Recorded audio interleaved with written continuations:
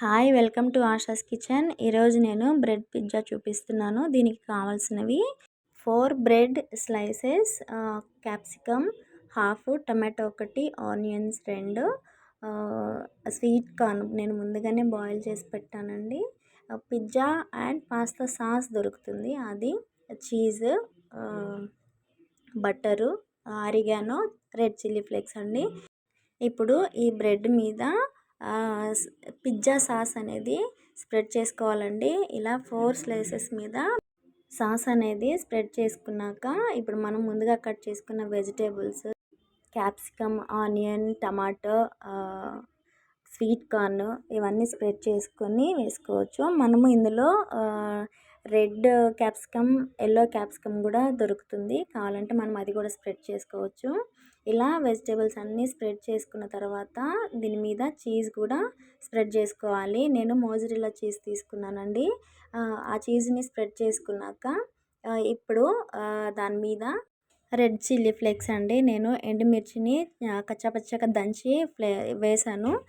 Red chilli flakes, oregano ఈ pizza మీద spread చేసుకొని పక్కన పెట్టేసుకుందాం. ఇప్పుడు పాన్ వేడైన తర్వాత సగం ప్యాన్కి బటర్ రాసానండి, సగమేమో ఆయిల్ వేసాను. ఎందుకంటే బటర్ అనేది మా పాపకు పడదు కాబట్టి సగమేమో ఆయిల్ తోటి చేసింది పాపకి, బటర్తో వేసింది బాబుకండి.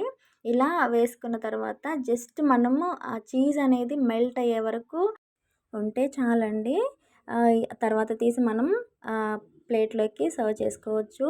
ఈ పిజ్జా మనము పిల్లలు స్కూల్ నుంచి వచ్చినాక స్నాక్స్ కానీ, ఈవినింగ్ లేదా ఎర్లీ మార్నింగ్ వాళ్ళకి టిఫిన్కి కానీ ఇది చేసి పెట్టొచ్చండి. టిఫిన్స్ ఏమి లేనప్పుడు ఇలా కూడా పెట్టొచ్చండి.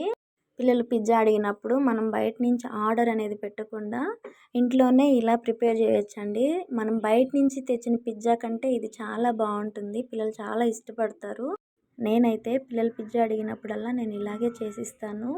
బయట నుంచి ఆర్డర్ పెట్టడం కానీ, బయట తినిపించడం కానీ చాలా తక్కువ అండి. ఎందుకంటే నేను పిల్లలకి హెల్తీగా పెట్టాలి, మంచిగా పెట్టాలి, ఇంటి ఫుడ్ అలవాటు చేయాలి. వాళ్ళు ఏదన్నా అడిగితే నేనే ఇంట్లో చేసి పెట్టేటట్లు నేను ఆలోచిస్తానండి. సో నాకు బయట ఫుడ్డు అంత ఇష్టం ఉండదు. ఇంకా ఎప్పుడన్నా ఒక్కసారి అంటే తప్పదండి. సో మ్యాక్సిమం నేను ఇంట్లోనే ట్రై చేసి పెడతాను పిల్లలకి.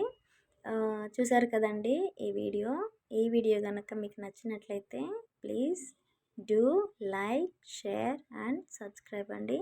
ఇంకొక వీడియోతో మళ్ళీ నేను మీ ముందుకు వస్తాను. అంతవరకు బాయ్.